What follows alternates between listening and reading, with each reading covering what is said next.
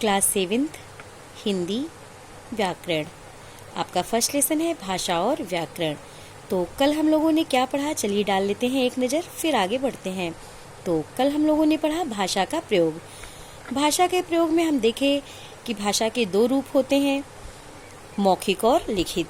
मौखिक मतलब ओरल, लोगों के सामने अपने विचारों को बोलकर प्रकट करने के लिए भाषा के मौखिक रूप का प्रयोग किया जाता है। प्रयोग के इस रूप में कहने वाले को वक्ता कहते हैं और सुनने वाले को श्रोता।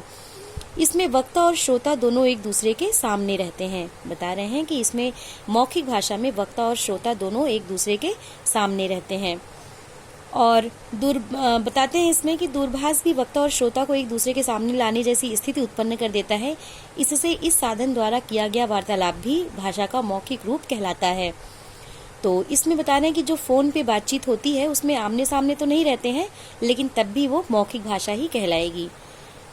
मौखिक भाषा के दो अन्य नाम भी हैं, वाचिक तथा उच्चारित। इसको हम दो अन्य नाम से भी जानते हैं, वाचिक तथा उच्चारित। और फिर है आपका लिखित भाषा। तो लिखित मतलब रिटन, दूर रहने वाले मनुष्यों तक अपने विचारों को पहुंचाने के लिए भाषा के लिखित रूप का प्रयोग किया जाता है। विचारों को भविष्य के लिए सुरक्षित रखने के लिए भी भाषा के लिखित रूप को अपनाया जाता है। अब मौखिक भाषा है, मौखिक भाषा तो एक वक्ता होता है, बोलता है, और दूसरा श्रोता होता है, सुन लेता है। तो वो बात वहीं पे खत्म हो जाती है, कोई इसका प्रमाण नहीं रहता। लेकिन लिखित भाषा में लिखित भाषा का प्रमाण रहता है, लिखित भाषा को सुरक्षित रखा जा सकता है। तो विचारों को भविष्य के लिए सुरक्षित रखने के लिए भी भाषा के लिखित रूप को अपनाया जाता है। इस रूप में लिखने वाला लेखक कहलाता है और पढ़ने वाला पाठक। तो लिखने वाला लेखक कहलाता है और जो पढ़ता है वो पाठक कहलाता है।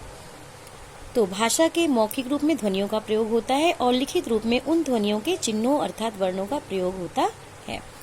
फिर चलिए देखते हैं अब भाषा के अंग। भाषा के अंग भाषा वाक्यों से, वाक्य शब्दों से और शब्द वर्णों से बनते हैं। जैसा कि हम आपको पहले भी बता चुके हैं, पढ़ा चुके हैं। भाषा कैसे बनती है, भाषा वाक्यों से बनती है। और वाक्य कैसे बनते हैं, वाक्य शब्दों से बनते हैं। और शब्द कैसे बनते हैं, शब्द वर्णों से बनते हैं।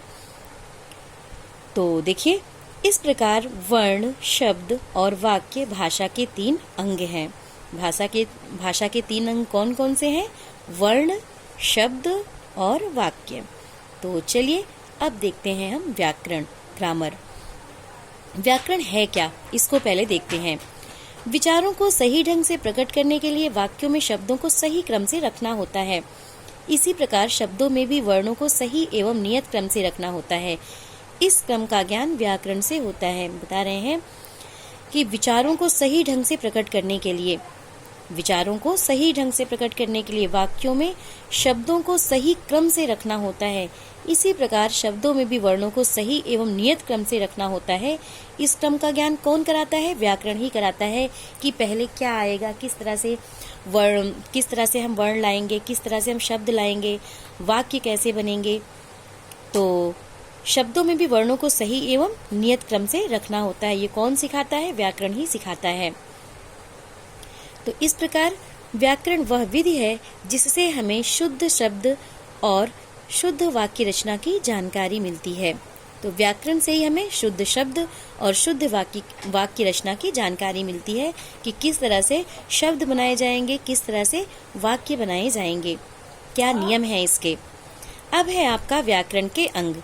तो व्याकरण का मुख्य विषय भाषा है। व्याकरण का जो मुख्य विषय है वो क्या है? भाषा है। इसमें भाषा के तीनों अंगों वर्ण, शब्द और वाक्य पर विचार किया जाता है। अतः व्याकरण के अंग कौन कौन से हुए? वर्ण विचार, शब्द विचार और वाक्य विचार।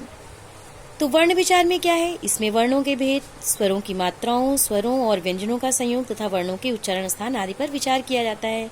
वर्ण विचार में इसमें वर्णों के भेद, स्वरों की मात्राओं, स्वरों और व्यंजनों का संयोग तथा वर्णों के उच्चारण स्थान आदि पर विचार किया जाता है।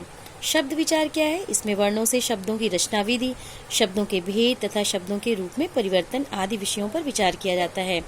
और वाक्य विचार में क्या होता है? वाक्य विचार में होता है, इसमें शब्दों द्वारा वाक्य की रचना विधि, वाक्यों के भेद तथा वाक्यों में प्रयुक्त शब्दों के आपसी संबंध आदि पर विचार किया जाता है। तो ये था आपका भाषा के अंग। तो आज बस इतना ही, आगे कल। आज का आपका होमवर्क है, जो भी कुछ आज मैं आपको पढ़ाई हूँ उसको आप फिर से अच्छे से पढ़ेंगे। Thank you.